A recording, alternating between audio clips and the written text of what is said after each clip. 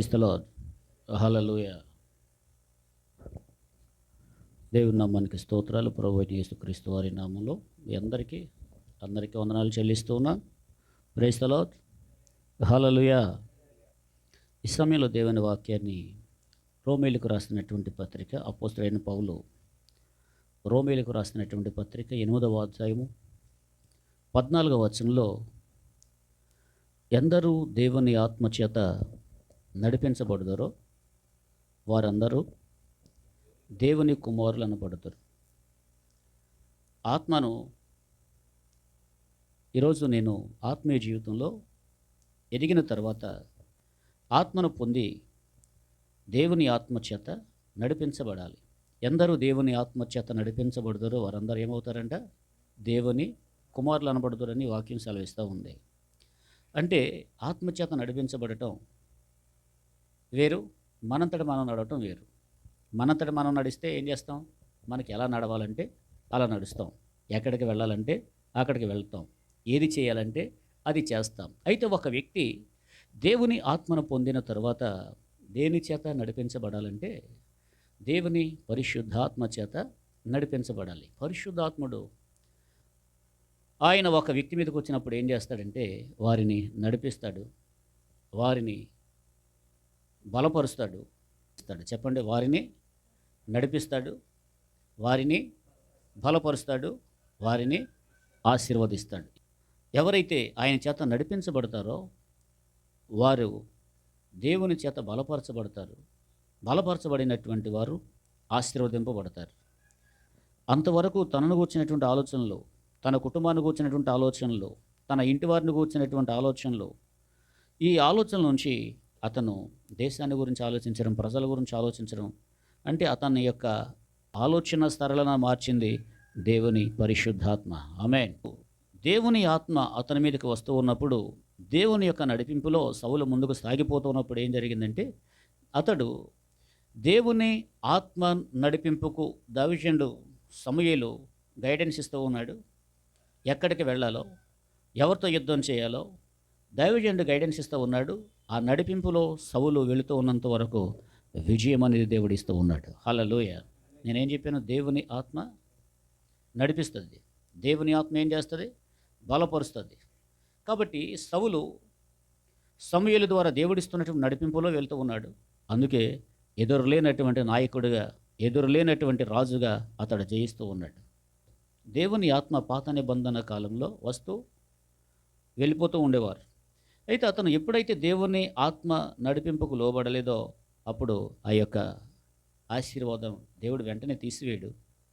కొంత సరి చేసుకుంటాడని టైం ఇచ్చాడు, కానీ అతను దేవుని నడిపింపుకు లోబడనొల్లని కారణాన అతను దేవుడిచ్చినటువంటి ఆధిక్యతను, ఆశీర్వాదాన్ని పోగొట్టేసుకున్నాడు. ఏంటి కారణం అంటే, ఒకటే, అతడు దేవుని ఆత్మ చేత నడిపించబడలేదు.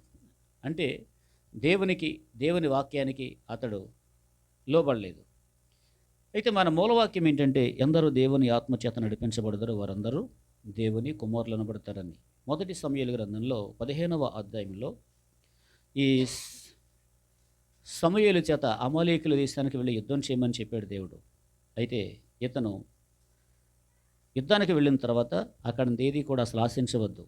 ఎద్దు కానీ గొర్రె కానీ ఏది కూడా అది శాపగ్రస్తమైంది, ఆశించవద్దంటే ఈ సౌలు ఏం చేశాడంటే వెళ్ళి అతను క్రొవ్విన వాటిని, బలిసిన వాటిని తీసుకొచ్చి దాచేశాడు. దాచేస్తే చెప్పలేదు, దావీదుకు దేవుడు చెప్పేశాడు. ఏమని అంటే, సౌలు నా మాట వినలేదు. అమాలేకీల రాజు వాడు ఒక రౌడీ, ఒక గోండా, చాలామందిని అన్యాయంగా చంపేశాడు వాడు. అందుకే సౌలు చేత అతనికి నేను తీర్పు తీర్చాలనుకున్నాను. ఆ రాజుని అతన్ని హతమార్చమంటే బ్రతకనిచ్చాడు. అంతేకాదు క్రొవ్విన వాటిని, బలిసిన వాటిని, ఎడ్లను, గొర్రెలను వాటి తెచ్చి దాచేశాడు. సౌలు ఏమనుకున్నాడంటే, నన్ను ఎవరో చూడలేదు, నాకేంటి అనుకున్నాడు. కానీ దేవుడు పైనుంచి చూస్తున్నా, దేవునికి ఎవరు మరుగై ఉండలేరు కదా, దేవుని కళ్ళుగా అప్పలేరు కదా. మనం చాటం చేసే కూడా ఎవరో తెలిసిపోతుంటాయి, ఆయనకు తెలిసిపోతూ ఉంటాయి. కాబట్టి ఆ పైన చూస్తున్నటువంటి ఆ ప్రభు ఏం చేస్తాడంటే, తన సేవకుడైన సమూయేలుతో, సమూయేలు, సౌలు నా మాట వినలేదు, నేను శాపగ్రస్తమైంది, ఆశించవద్దంటే ఏం చేశాడు అతను? అది వెళ్ళి ఆశించాడు అని బాధపడినప్పుడు తెల్లవారుజామునే ఆ రాత్రి నిద్రపట్టలేదంట. ఎవరికి? సమూయేలుకి. తెల్లవారు లేచి సౌలుని ఎదుర్కొన్నాడు. సౌలా, నువ్వు చేసిందేంటి? దేవుడు చెప్పిందేంటి? నువ్వు చేసిందేంటి? ఎందుకని నువ్వు అలాగ చేస్తావు? అందుకే వింటున్నారా, దేవుడు ఏది చేయొద్దు అన్నాడు అది చేయకూడదు. దేవుడు మద్యం సేవించొద్దంటే సేవించకూడదు. దొంగతనం చేయొద్దంటే దొంగతనం చేయకూడదు. అబద్ధాలు చెప్పొద్దంటే అబద్ధాలు చెప్పకూడదు. అలాగే పొగాకు, ఆకు, ఒక్క ఇవన్నీ నవలకూడదంటే నవలకూడదు. ఆయన చెప్పింది అన్నీ మంచియే. ఆయన మాట వినకపోతే మనమే నష్టం తెచ్చుకుంటాం తప్ప దేవుడు మాత్రం ఎప్పుడు కూడా ఆయన నష్టపోడు. కాబట్టి ఇక్కడ సౌలు దేవుడు చేయమన్నది చేయలేదు, ఆయన చేయొద్దన్నది చేశాడు. అందుకే దేవుడికి తెలిసిపోయింది. తెలిసిపోయి ఎవరికి చెప్పాడు? సమూయేలుకు చెప్పాడు. సమూయేలు తిన్నగా సౌలు దగ్గరికి వెళ్ళి, నువ్వు చేసిన పని ఏంటి? నేనేం చేశాను అంటున్నాడు. చెప్పలే, అడిగినప్పుడు కూడా చెప్పలేదు. మరి నాకు వినిపిస్తున్నటువంటి ఆ ఎడ్ల రంకెలేంటి, ఆ అరుపులేంటి అని అంటే అప్పుడు ఓహో దొరికిపోయినా తెలిసిపోయిందా, ఎవడో మోసేస్తుంటాడు అనుకున్నాడు. కానీ దేవుడే మోసాడన్న విషయం అతనికి తెలియదు. Praise the Lord. అందుకే కొన్ని సందర్భాల్లో దైవ సేవకులు వాక్యం చెప్పేటప్పుడు ఏంటి నా గురించే చెప్పారేంటి, ఎవరు చెప్పేసి ఉంటారు నా గురించి అనుకుంటారు. ఎవరో కాదు, దేవుని ఆత్మ కొన్నిసార్లు ఆయన బయలుపరుస్తాడు. అయితే ఇక్కడ సమూయేలు సౌల్ని ఆ ఎడ్ల రంకెలు, ఆ అరుపులు నాకు వినిపిస్తూ ఉన్నాయి అని చెప్పేసి అన్నప్పుడు అవా దేవునికి బలివ్వటం కోసం అని చెప్పాను అన్నాడు. అయితే ఈ యొక్క 22వ వచనంలో సమూయేలు ఇలా అన్నాడు. ఏమన్నాడంటే 15వ అధ్యాయం 1 సమూయేలు గ్రంథం 22వ వచనంలో, అందుకు సమూయేలు తాను సెలవిచ్చిన ఆజ్ఞను ఒకడు గైకొనుట వలన యెహోవా సంతోషించినట్లు ఒకడు దహన బలులను అర్పించుట వలన ఆయన సంతోషించిన. ఆలోచించము, బలులు అర్పించుట కంటే ఆజ్ఞలను గైకొనుటయు, పొట్టేళ్ల క్రొవ్వు అర్పించుట కంటే మాట వినుటయు శ్రేష్టము అన్నాడు ఇక్కడ. అంటే దేవుడు మెచ్చేది ఏంటంటే ఆయన మాట వింటే అంతే చాలు. బలులు అర్పించకపోయినా పర్వాలేదు, దహన బలులు అర్పించకపోయినా పర్వాలేదు. ఏం చేయాలి? ఎవరంటే ఇష్టం దేవునికి? ఆయన మాట వినేవాళ్ళంటే ఆయనకు ఇష్టం. Praise the Lord. ఇంకా అక్కడ అంటున్నాడు 23వ వచనంలో, తిరుగుబాటు చేయుట చోదు చెప్పుటయను పాపముతో సమానము, మూర్ఖతను అగపరచుట మాయా విగ్రహమును గృహదేవతలను పూజించటతో సమానము అని ఇక్కడ యెహోవా ఆజ్ఞను నీ విసర్జించేది కనుక నీవు రాజుగా ఉండకుండా ఆయన నిన్ను విసర్జించననగా.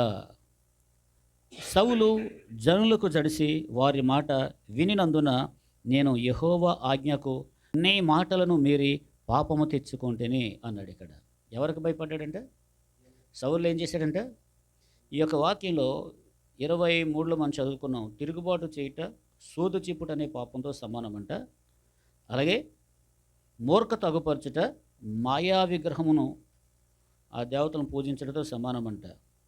కాబట్టి దేవుని యొక్క ఆజ్ఞలను విసర్జించేది కనుక దేవుడు రాజుగా ఉండకుండా ఏం చేశాడు? నిన్ను విసర్జించాడు అన్నాడు. చూడండి, ఇతను దైవ నడిపింపుకు దేవుని ఆత్మచేత నడిపించబడవలసినటువంటి వ్యక్తి, దేవుని చేత ఆశీర్వదింపబడవలసినటువంటి వ్యక్తి ఆ నడిపింపును తిరస్కరించినందున అతడు రాజుగా లేకుండా నేను విసర్జించాడు అన్నాడు. అయితే ఇతను ఒక పని చేయవలసింది, చేయవలసింది ప్రభు పాదాలు పట్టుకుంది. కానీ దేవుణ్ణి అంతగా దేవా ఇంకా నువ్వు లేకపోతే ఇంకెవరున్నారు, నన్ను కరుణించని అడగవలసింది. కానీ అలాగూ ఆ నడిపింపుకు సౌలు లోబడలేదు.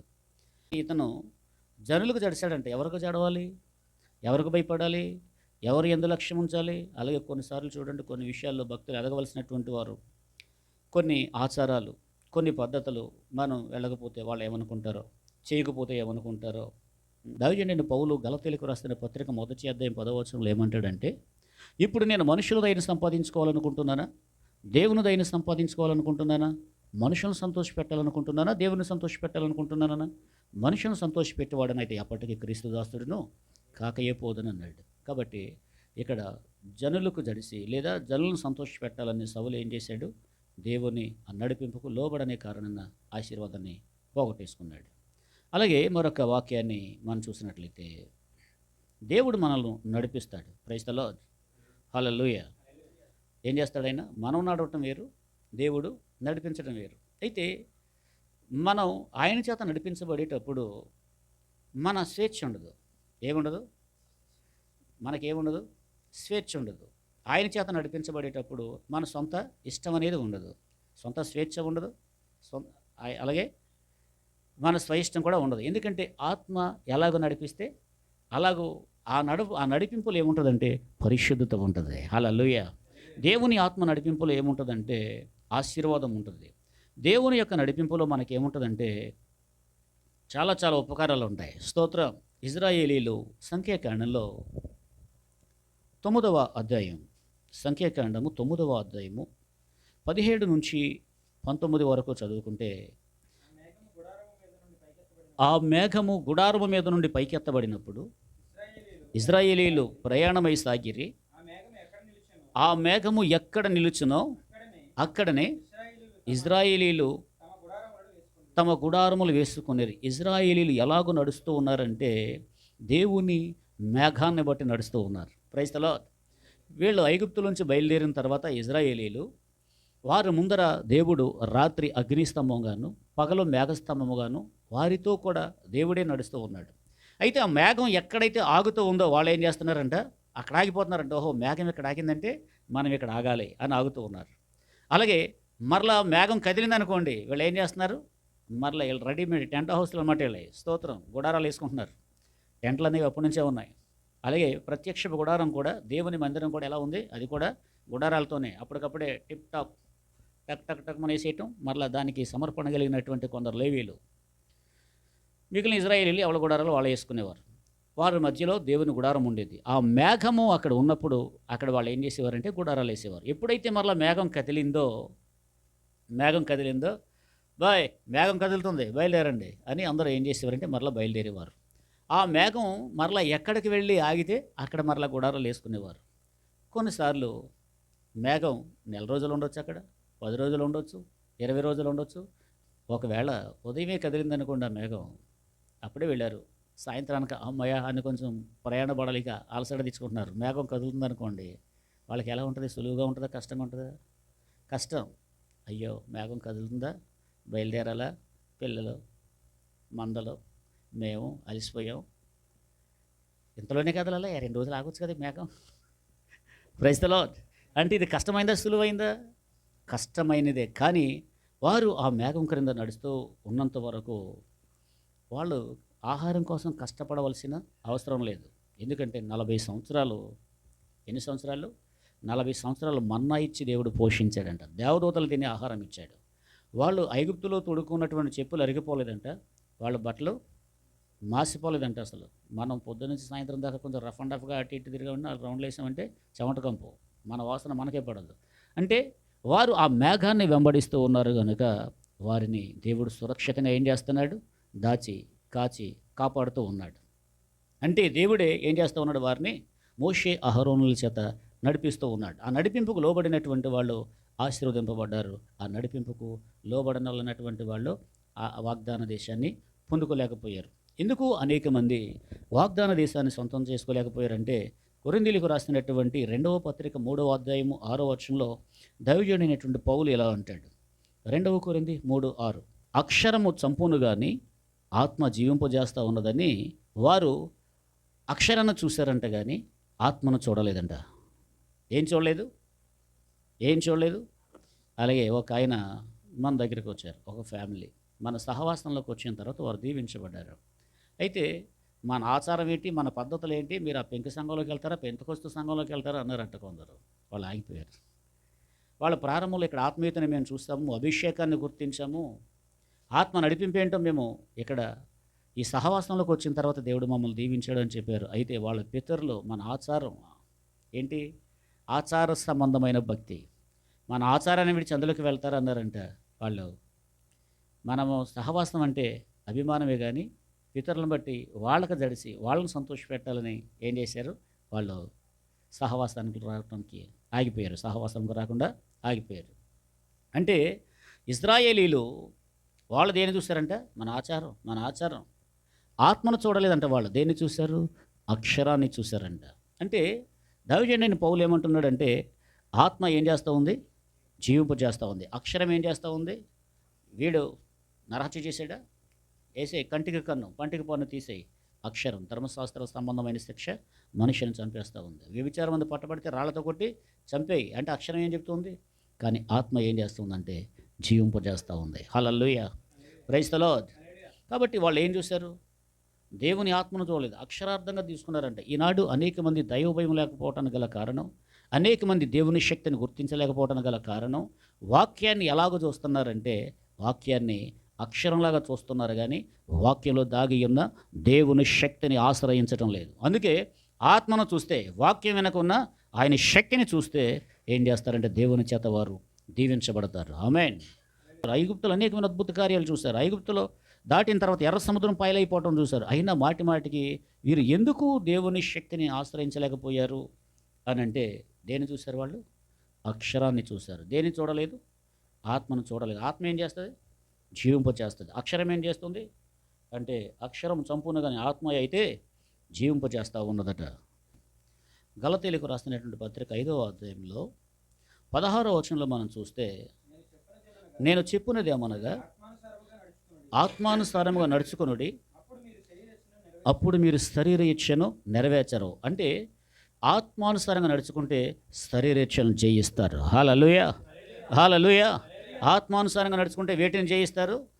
ఏ పాపం అయితే ఒక వ్యక్తి జయించలేకపోతున్నాడో ఆ పాపం పైన పరిశుద్ధాత్ముడు ఏం చేస్తాడంటే జీవితం ఇస్తాడు, విజయం ఇస్తాడు. ఆమేన్. నీలో మోహపు చూపు అపవిత్రమైన తలంపులు వస్తూ ఉన్నప్పుడు నీ తలంపులు జాగ్రత్త, నీలో ఉండి నీకు బోధిస్తాడు ఆయన. అలాగే నీవు అబద్ధాలు ఒకవేళ వైపు నీ మనసు మళ్ళుతూ ఉన్నప్పుడు జాగ్రత్త, నిలబడు, అబద్ధమాడుకు అని చెప్తాడు ఆయన. ఒక సంబంధమైనటువంటి పాప భోగాల వైపు వెళ్ళాలని చూస్తే నీలో ఉండి నిన్ను కంట్రోల్ చేస్తాడు ఆయన. దేవుని ఆత్మ ఒక వ్యక్తిని పాపం ఏలుబడి చేయకుండా ఆ పాపాన్ని ఓడించే శక్తి పరిశుద్ధాత్మకు ఉంది. అందరూ ఏం చేయాలి? పరిశుద్ధాత్మ శక్తి చేత నింపబడాలి, ఆత్మ చేత నడిపించబడాలి. ఆమేన్. ఆత్మానుసారంగా నడుచుకోండి, అప్పుడు మీరు ఏం చేయరు? శరీరేచ్ఛను మీరు శరీర కార్యాలు జయిస్తారు మీరు అని చెప్పేసి వాక్యం సెలవిస్తూ ఉంది.